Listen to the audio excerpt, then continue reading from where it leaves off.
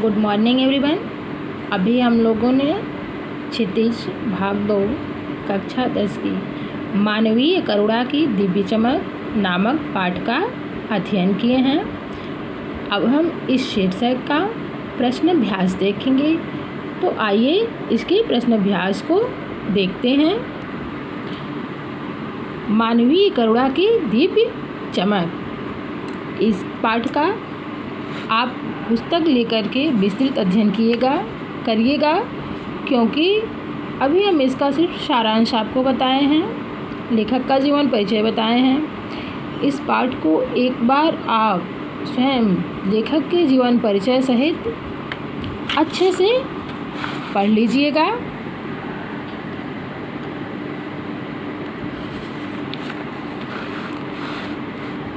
और अब हम इसके प्रश्नाभ्यास को देखते हैं।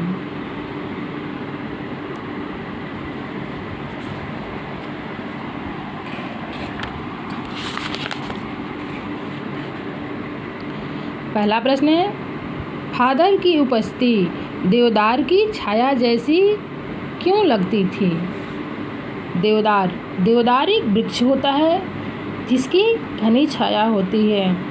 तो फादर बुल्के की उपस्थिति देवदार की छाया जैसी क्यों लगती है? इसका उत्तर हम आपको बता रहे हैं, आप अपनी अभ्यास पुस्तिका में लिखिएगा। फादर परिमल के सदस्यों से अत्यंत घनिष्ठ एवं पारिवारिक संबंध रखते थे। वे उम्र में बड़े होने के कारण आशीर्वचन कहते थे। दुखी मन हो तो सांत्वना देते थे। मन को उसी तरह की शांति और सुकून मिलता था जैसे थके हारे यात्री को देवदार की शीतल छाया मिलती है और उसकी आत्मा प्रसन्न होती है। उसी तरह से इसलिए फादर बुल्के की उपस्थिति देवदार की छाया सी लगती थी। हर समस्या में फादर बुल्के लोगों को ऐसा समझाते थे, ऐसा बताते थे कि उनकी उपस्थिति देवदार की छाया ही लगती थी। फादर बुल्के भारतीय संस्कृति के एक अभिन्न अंग हैं। किस आधार पर ऐसा कहा गया है? फादर बुल्के भारतीय संस्कृति की एक अभिन्न अंग हैं। किस आधार पर कहा गया है?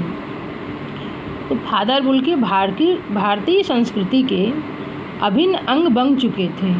उन्होंने भारत में रहकर अपने देश, घर, परिवार आदि को पूरी तरह से भुला दिया था। 47 वर्षों तक भारत में रहने वाले फादर केवल 3 बार ही अपने परिवार से मिलने। वे भारत को ही अपना देश समझने लगे थे। वे भारत की मिट्टी और यहाँ की संस्कृति में रच बस गए थे। पहले तो उन्होंने यहाँ रहकर पढ़ाई की, फिर डॉक्टर धीरेन्द्र वर्मा के सानिध्य में रामकथा, उत्पत्ति और विकास पर अपना शोध प्रबंध पूरा किया। उन्होंने प्रसिद्ध अंग्रेजी हिंदी शब्दकोश भी तैयार किया।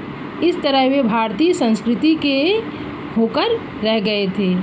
इसी आधार पर उनको भारतीय संस्कृति का अभिन्न अंग कहा जाता है। तीसरा प्रश्न है, पाठ में आए प्रसंगों का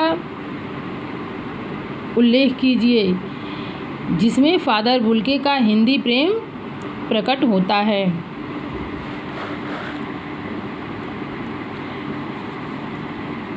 तो फादर बुल्के का हिंदी प्रेम प्रकट करने वाले प्रसंग निम्नलिखित हैं,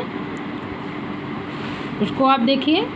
फादर बुल्के ने कोलकाता से बीए करने के बाद हिंदी में एमए इलाहाबाद से किया, पहला पॉइंट। दूसरा पॉइंट, उन्होंने प्रमाणिक अंग्रेजी हिंदी शब्दकोश तैयार किया। तीसरा पॉइंट, मातृलिंग के प्रसिद्ध नाटक ब्लू बर्ड का हिंदी नीलपंछी के नाम से रूपांतरण किया। अब चौथा प्रश्न देखते हैं इस पाठ के आधार पर फादर कामिल बुल्के की जो छवि उभरती है उसे अपने शब्दों में लिखिए। उसे अपने शब्दों में लिखना है। फादर बुल्के एक निष्काम कर्मयोगी थे। वे लंबे, गोरे, भूरे दाढ़ी वाले, चुंबकीय आकर्षण से युक्त सन्यासी थे। अपने हर परिजन के लिए उनके हृदय में ममता व अपनत्व की अमृतमयी भावना उमड़ती है। उनके व्यक्तित्व में मानवीय करुणा की दिव्य चमक थी। वे अपने प्रियजनों को आशीषों से भर देते थे। वे भारत को ही अपना देश मानते हुए यहीं की संस्कृति में रच बस गए थे। अपने व्यक्तित्व के कारण ही वे सभी की श्रद्धा के पात्र थे।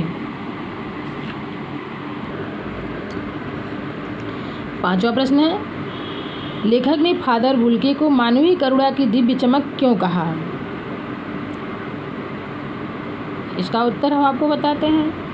लेखक ने फादर बुल्के को मानवीय करुणा की दिव्य चमक इसलिए कहा है क्योंकि फादर के हृदय में मानव मात्र के प्रति करुणा की असीम भावना विद्यमान थी। उनके मन में अपने हर एक प्रियजन के लिए ममता और अपनत्व की भावना उमड़ती रहती थी। वे लोगों को अपने आशीषों से भर देते थे।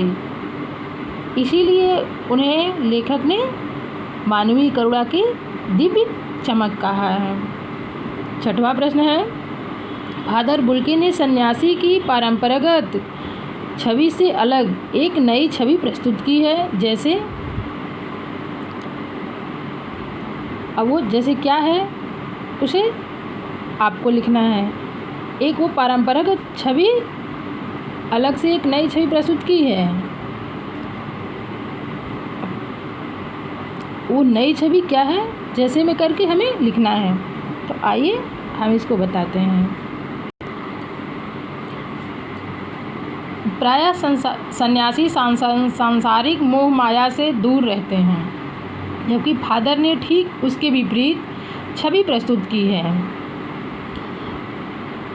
पारंपरिक सन्यासियों के परिपाटी का निर्वहन न कर वे सबके सुख दुख में शामिल होते। एक बार जिससे रिश्ता बना लेते उसे कभी नहीं तोड़ते। उसके प्रति अपनत्व, प्रेम और गहरा लगाव रखते थे।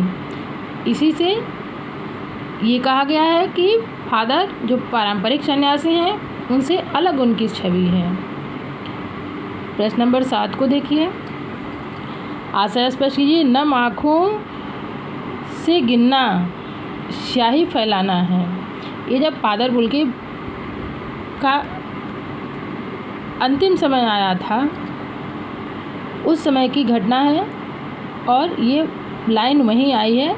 इसका आशय हम स्पष्ट करते हैं। प्रस्तुत पंक्ति का आशय है कि फादर बुल्के की मृत्यु पर वहां उपस्थित नम आँखों वाले व्यक्तियों के नामों का उल्लेख करना सिर्फ स्याही को बर्बाद करना है।